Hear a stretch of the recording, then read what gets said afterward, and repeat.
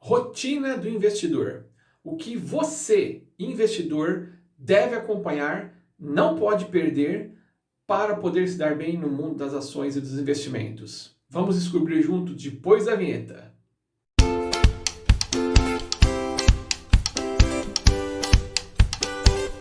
Então vamos falar agora sobre a rotina diária de nós investidores, né? Quando você entra em um papel, compra um papel ou quer vender um papel, você vai precisar participar um pouco do mercado de ações, né, do que rola no mercado de ações, vai precisar acompanhar algumas notícias para que você possa identificar melhores momentos para você cumprir a sua estratégia, né, entrar, sair de papéis, enfim.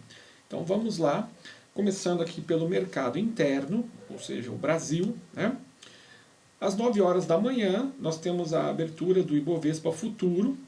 Não é muito aqui o foco do nosso canal, né? Ação em Ações, que é voltado para uma carteira de dividendos, mas é bom saber que existe, porque algum dia você pode fazer algo, né, no mercado futuro como parte da sua estratégia.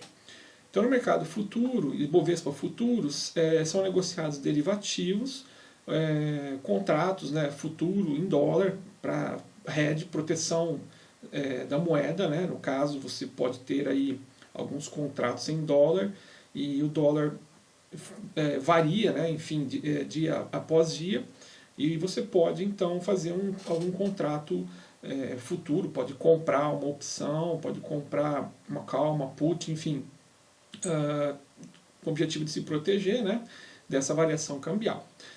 E são papéis, né, são opções que você tem um vencimento maior do que um dia, né? Não é como as ações que a gente pode, de repente, comprar e vender, no caso de quem vai fazer day trade, né? Comprar e vender no mesmo dia. Às 10 horas, então, nós temos a abertura do Ibovespa, né? Aí sim, são as ações que nós temos aqui o foco, né? Os preços eles vão variar de acordo com os acontecimentos entre o fechamento do dia anterior e a abertura do dia seguinte. Então, às 17 horas até às 17h30, você tem o fechamento desse pregão, né? E aí, se acontecer alguma coisa entre esse horário das 17h30 até as 10 da manhã, tanto no Brasil como no mundo, você pode ter oscilação de preços para maior ou para menor, tá? O preço com que o seu papel fechou no dia anterior, por exemplo, se ele fechou a R$10, normalmente não é o mesmo preço que ele vai abrir no dia seguinte. Ele não vai continuar com R$10, tá bom? Vai variar de acordo com as notícias, né, que impactam aí diretamente o mercado, né, onde a empresa que você investe está inserida, né, além de especulações. E aí, então, às 17 horas, nós temos o fechamento do pregão, onde os papéis, então, são congelados ali, né, o movimento normal deles, e aí começa o que nós chamamos de aftermarket, né? O aftermarket, para que serve? Para aquelas pessoas que de repente perderam ali o horário, não conseguiram se movimentar, né, durante as 10 e as 17 horas, entre as 10 e as 17 horas, então elas vão, depois das 17 horas até ali as 17h30, vão tentar negociar alguma coisa, né? Tem pouca gente, por isso existe risco de liquidez, você de repente pode ter colocado um papel ali para comprar ou para vender, e você de repente não consiga, principalmente se esse papel não for tão popular, né? E se por acaso houver alguma grande variação por conta de alguma notícia, algum fato relevante, esse papel ele é bloqueado, tá? A variação dele para mais ou para menos 2%. Isso é uma regra da bolsa. E aí às 18 horas é o fim do aftermarket. Bom, algumas definições aí para a gente poder dar sequência na nossa rotina diária dos investidores, né? Pode ser que durante o dia, enquanto está acontecendo o pregão, aconteça o que a gente chama de congelamento de ações, né? O que acontece?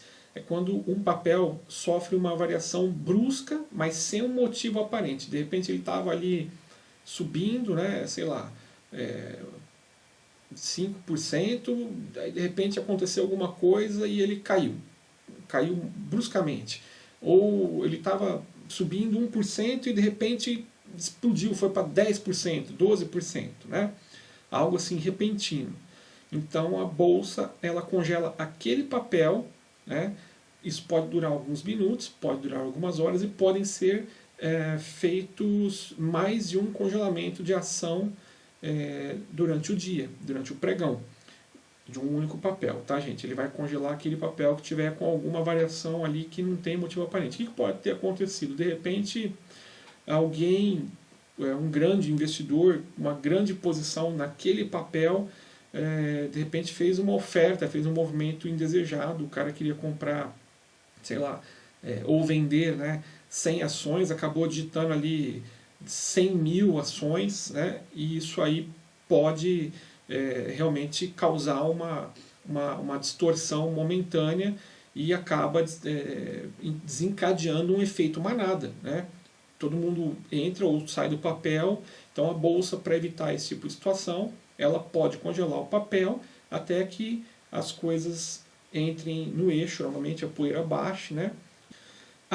Só sobre o Circuit Breaker, esse ano nós tivemos, no mês de março, por conta do Covid, a bolsa, quando ela tem uma perda repentina e seguida, ela trava por alguns momentos, né? Pode ser meia hora, depois uma hora, e assim sucessivamente, para evitar justamente esses solavancos, esses impactos, porque aí o impacto é em todo o papel que está lá na bolsa, à venda e disponível para compra também. Não é apenas em um tipo de ação, não é em uma ação apenas, é em toda a bolsa, né?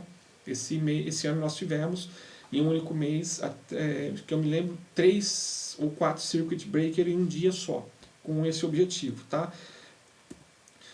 E vamos falar também agora do índice Bovespa, Ibovespa, né? O índice que é um dos preferidos aí pelo pessoal para poder acompanhar o desempenho, né? Fazer um benchmark da sua carteira, né? Você pode usar o índice Ibovespa, ele é revisado a cada quadrimestre, né? Então a cada quadrimestre entram e saem papéis. E o que é esse índice Ibovespa? É uma carteira fictícia, tá? Não é uma carteira real como a minha e a sua, né? Formada por ações reais, sim, que se enquadram em critérios que a Bolsa estabeleceu de valor de mercado, ou seja, ele tem que ter liquidez para impedir que papéis com pouca liquidez façam parte desse índice, né? E também volume de negociação, né?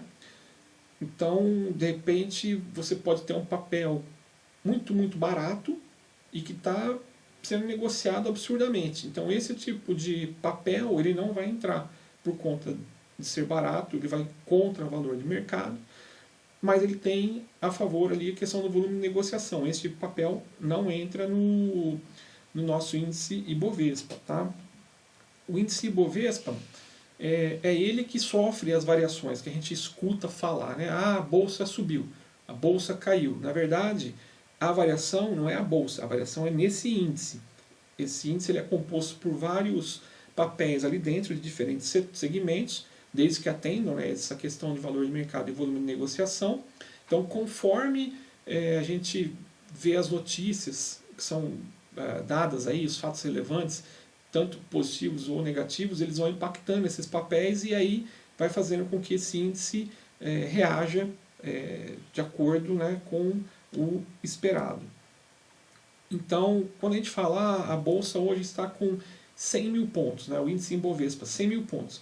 Então, um ponto da carteira do Ibovespa equivale a R$1. Então, quando você fala a bolsa está em 100 mil pontos, fechou ou abriu em 100 mil pontos, significa que para você comprar cada um dos papéis que compõem o índice Ibovespa, você precisaria de R$100 mil, ok?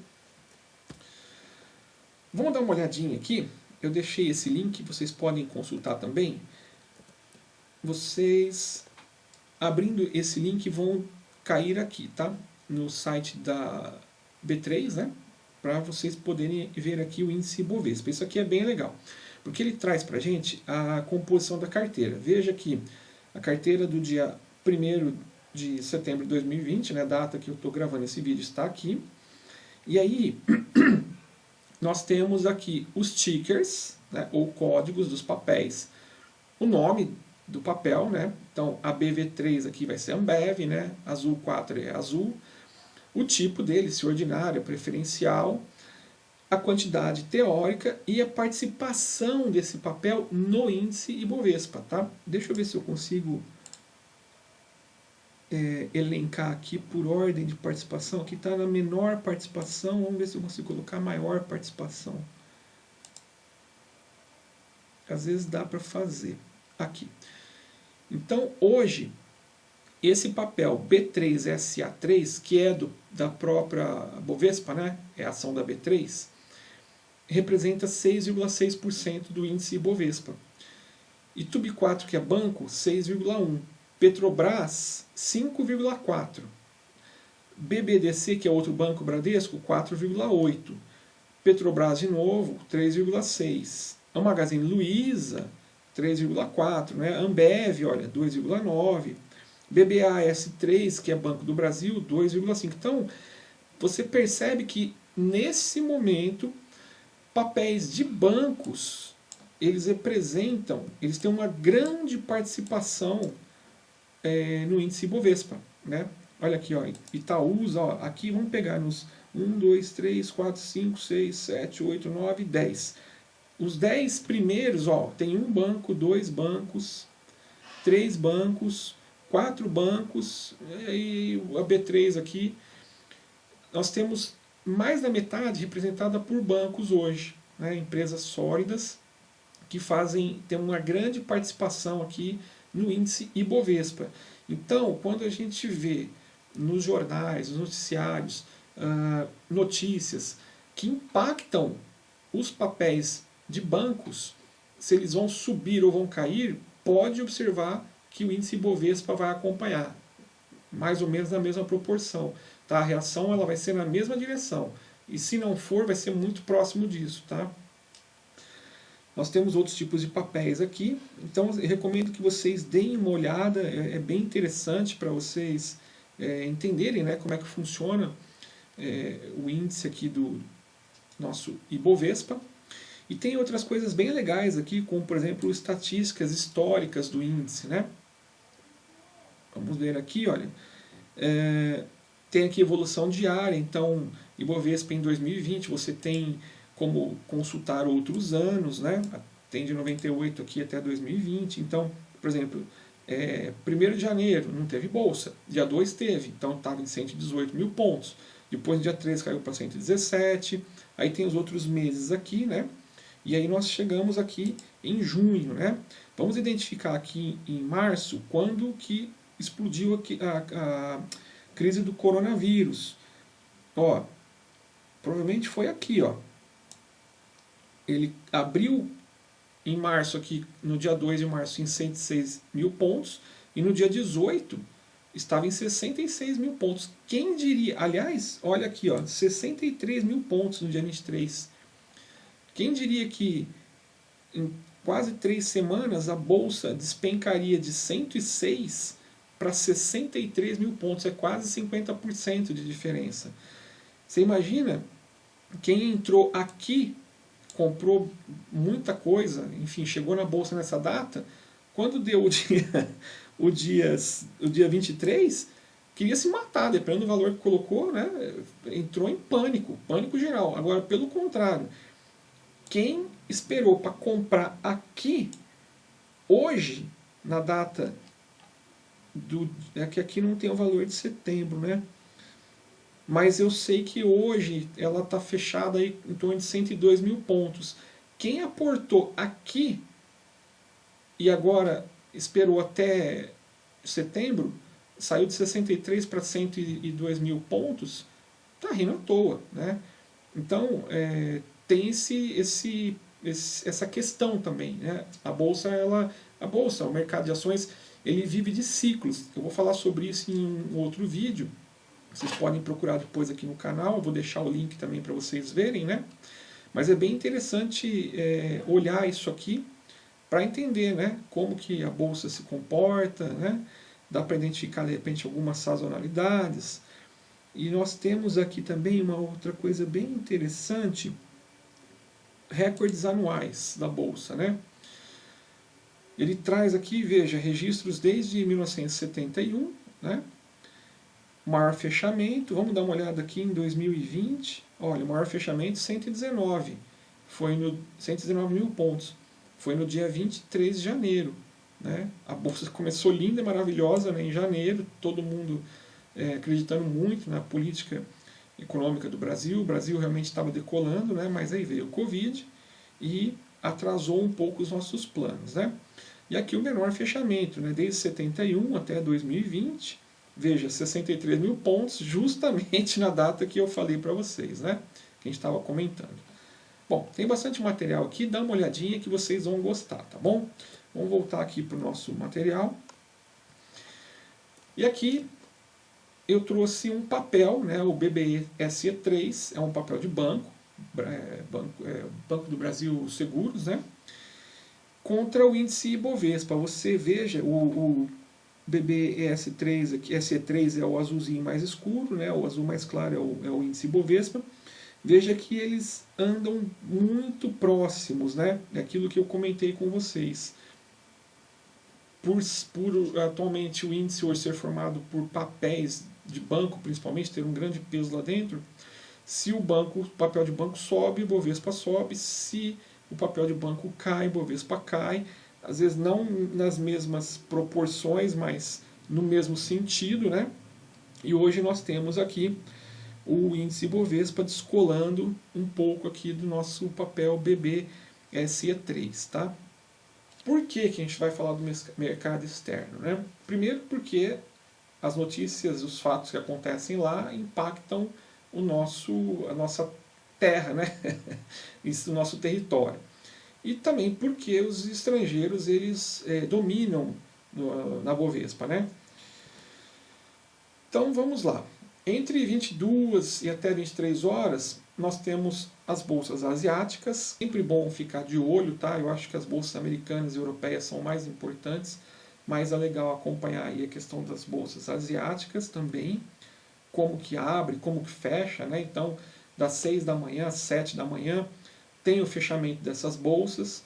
Quem acorda aí cedo para trabalhar, dá uma olhadinha já no smartphone, como é que fechou, como é que está abrindo, porque fatalmente o resultado, né, se está subindo lá, se está caindo lá, vai refletir aqui também, tá?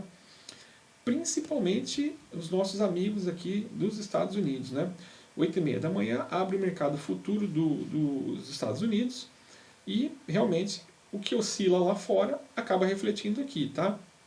Recentemente nós tivemos um pronunciamento onde eles disseram que iriam permitir que a inflação dos Estados Unidos aumentasse um pouquinho para que então eles pudessem continuar com os juros praticamente zerados, né? Então essa foi uma boa notícia para o mercado lá fora e obviamente isso refletiu aqui para a gente. De que forma? De duas formas normalmente, tá, gente? O dólar caiu um pouco e a nossa bolsa subiu. Normalmente bolsa e dólar eles são inversamente proporcionais. Não é regra, mas normalmente isso acontece. Sai uma notícia boa lá fora, você pode ver, o dólar aqui ele cai um pouquinho e a bolsa sobe um pouquinho. Aí às 10h30 nós temos a abertura das bolsas lá nos Estados Unidos, né? Isso é sempre... isso aqui é o horário de Brasília, tá, gente? Legal sempre acompanhar também para ver como que vai acontecer aqui com os nossos papéis, né? Entre as 14 e as 15, então fecham as bolsas da Europa e às 17 fecham as bolsas dos Estados Unidos, quando começa lá o aftermarket dos Estados Unidos, né? O aftermarket ele não é como aqui no Brasil, ele costuma avançar um pouco mais tarde e quem conseguir acompanhar, legal, dá uma olhadinha nas ADRs, tá? O que acontece com essas ADRs, o que são essas ADRs, né? São as American Depositary Receipts, ou algo assim. nada mais são do que recibos de uma ação, né? Na verdade, recibos de ações não americanas que são negociadas nos Estados Unidos. Então, se você de repente tem algum papel, uma empresa do Brasil que decidiu também abrir capital lá fora, ela vai ter um ADR, vai ter um ticker, e é legal você acompanhar o que acontece com esse papel lá fora, porque o que acontece lá vai refletir aqui para você também, tá? Por exemplo, isso aqui é um fato muito interessante, né? Quando tem feriado aqui no Brasil, não tem bolsa, mas lá fora tem. Então, se você tem uma ADR lá nos Estados Unidos, a maneira como o papel vai se comportar lá, abrindo, fechando, né? Vai refletir aqui também. Então acompanha lá. Se tem de repente uma Petrobras, fala, ih, lá fora deu ruim. Pode saber que vai dar ruim aqui também. Então você pode de repente antecipar a sua estratégia, tá? Notícias que são divulgadas pós-pregão afetam as ADRs, né? Dessa forma os investidores eles se preparam aí para comprar ou vender o papel no dia seguinte. Nós que fazemos buy and hold, não nos movimentamos dessa forma, tá? A gente compra no melhor momento. Então, de repente, sim, você tem uma notícia que vai fazer com que o mercado caia, você espera esse mercado cair, né, o seu papel vai cair também, até ele chegar a um determinado momento em que você pode comprar, né, como o pessoal diz, compra na baixa e vende na alta. Mas a gente compra na baixa para segurar e carregar esse papel por um longo prazo, tá? E aqui eu tenho alguns ADRs de empresas brasileiras, né, que são negociados então nos Estados Unidos, né? A gente tem aqui Unibanco, né, o código lá da B3 é ITUB4, e lá fora é só ITUB, tem a Oi, o OIBR aqui no Brasil e o OIBRC lá fora, aí tem Petrobras, tem Telefônica, né, tem uma série delas, tá? O mercado externo, né, por que acompanhar? Vamos dar uma olhada, tem esse link aqui, por que os gringos, né, os estrangeiros, eles dominam na Bolsa do Brasil, tá? Esse número já foi bem maior, tá, gente? Mas você veja aqui, tanto para compra quanto para venda, e ó, isso aqui são dados recentes, tá? Eu estou gravando dia 1º de setembro de 2020, isso aqui é de sexta-feira passada, né? Investidor estrangeiro movimentou 270.254.382 reais, ou seja, ele participou 23% da nossa bolsa para compra, e para venda ele participou 22,9%, tá? Institucionais, que aí aqui entram fundo de ações, 151.074.621 reais, 12%, né?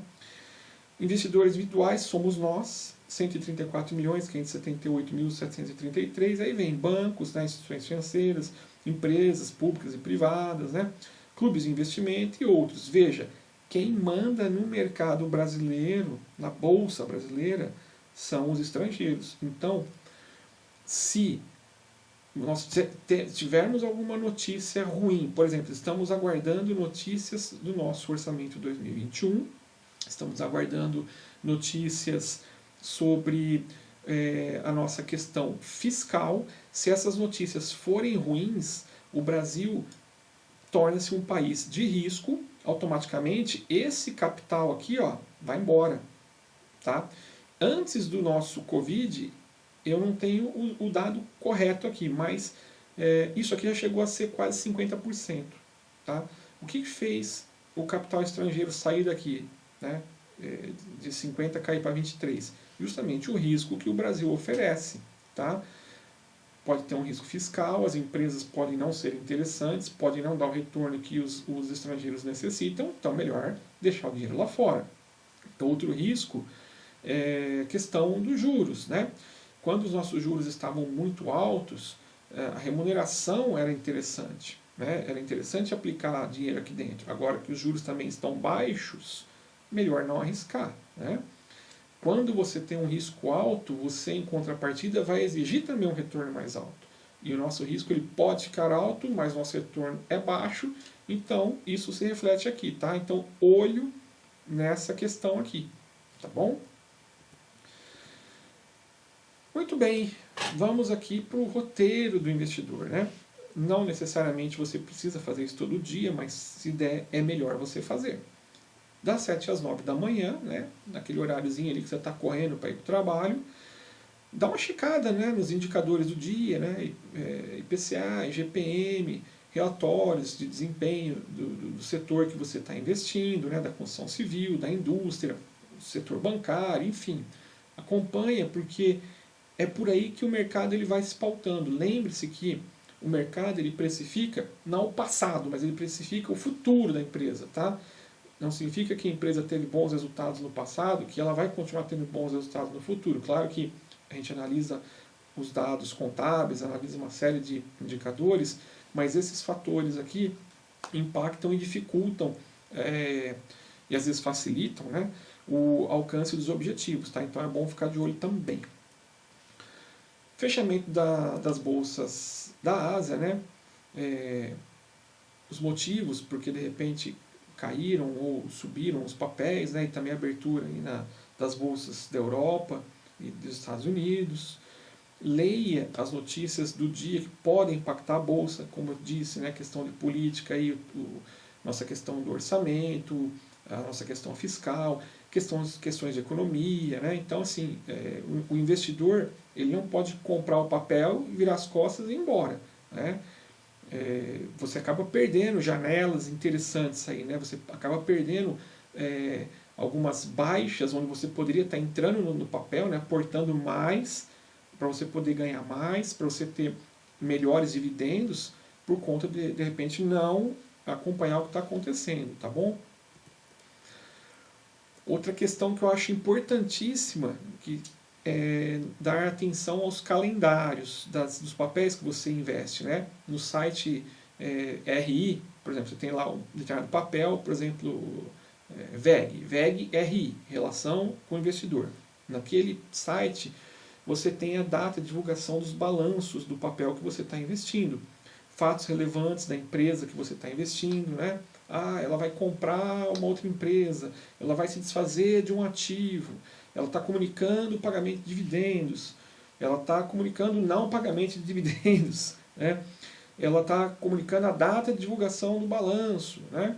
Isso é muito importante. Normalmente, próximo da data de divulgação dos balanços, os papéis eles tendem a ficar mais caros. Então, evite comprar ou evite sair próximo, de repente, das datas de divulgação dos balanços. Você pode ter uma ideia de para onde vai o preço do seu papel, acompanhando sim os balanços anteriores, né? Acompanhando os indicadores de preço do teu papel. Nós vamos falar sobre isso mais para frente, é um assunto um pouco mais avançado, né? Mas tem muita gente que entra em pânico e assim, você vê que a empresa ela tem tudo para ter um bom resultado, né, antes da divulgação do balanço, e de repente próximo você começa a ver o papel caindo, porque é um efeito manada. Apareceu de repente uma notícia ali que não era verdadeira, ou alguém realmente está especulando, e de repente pá, sai o balanço, e o balanço vem lindo, maravilhoso, e aí o papel está abaixo, você entra comprando porque o papel sobe, entendeu? Ele sobe mesmo, tá? E é isso, gente. Então quero agradecer a todos que me acompanharam até aqui, né? E a gente se vê no próximo vídeo. Um abraço.